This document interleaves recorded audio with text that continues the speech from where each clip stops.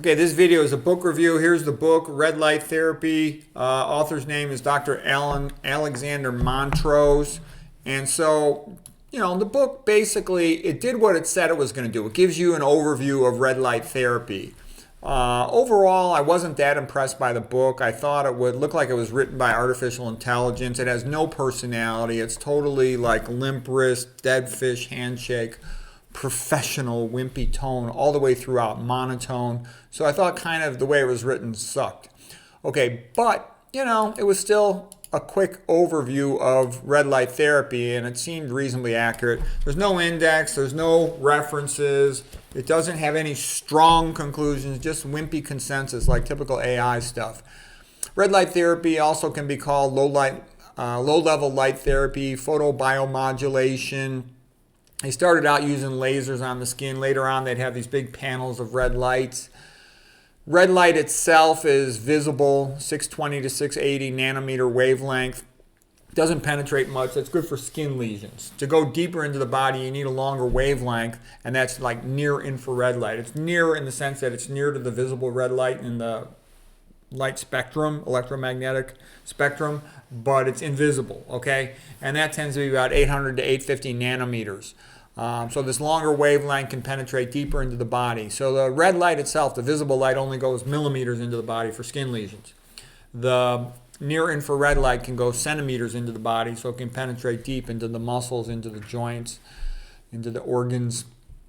A guy named Niels Finsen, doctor, did work with this on skin lesions in 1903, won a Nobel Prize. Dr. Mester showed faster wound healing in around 1967. NASA did research on it and thought it was promising. Some of the mechanisms of action: it stimulates the intermitochondrial membrane protein, cytochrome C oxidase, and helps it to make more melatonin, which is an antioxidant, which improves mitochondrial function because it'll reduce oxidative stress. Okay, helps to neutralize free radicals like, superoxides and whatnot. And by the way, melatonin's made, 95% of melatonin is made in the mitochondria themselves, and that's in the daytime while you're getting some red light. At night while you're asleep, the pineal gland takes over melatonin, but it only makes about 5% of your melatonin production overall. It's thought to, early research suggests that it liquefies the water around ATP synthase in the mitochondrial matrix, meaning that it seems to be helping it to transition from a gel phase into a liquid phase. There's 4 phases of water. Everybody knows liquid phase, solid phase like ice, and water vapor, but there's a 4th phase, gel phase. And when something changes from a gel phase to a liquid phase, an aqueous phase, the ATP synthase can spin faster. That's thought to be a contributing mechanism of it, improving mitochondrial function, being able to spin faster, make ATP faster. It increases EZ water, exclusion zone water, so-called structured water of the glycocalyx, apparently. That's what Gerald Pollack is suggesting. He's a PhD guy who's written the most extensively on this concept of 4 phases of water. Okay, it appears to contribute to releasing subcutaneous nitric oxide precursors, and that appears to contribute to vasodilation and improved blood flow. They're preliminarily complaining it. Everything gets overhyped when it's brand new, and all I can say is it sounds promising, but you know what? All my life, I've known lots of guys, lawnmower, lawn maintenance guys, people who go out in the sun a lot, sun worshipers, people who play a lot outdoors in sports, or people, manual laborers in the farm fields. And guess what? I never saw a single one of them all of a sudden become an academic genius or a world-class athlete. So what I'm trying to say is it probably has small, tangible benefits here and there, and on selective sites, apparently it favors a damaged site, like a wound healing site over normal tissue. But I don't think this is some panacea going to lead to, new world records and everything. No, it's just a small but significant benefit is what it seems to be. So, and I don't know if these claims are going to pan out. They're claiming it improves collagen, thus can have an anti-wrinkle effect. They just want to sell more stuff. Tell all these people, gee, you'll minimize your wrinkles. Everybody's going to buy it. Is it really true? I don't know yet.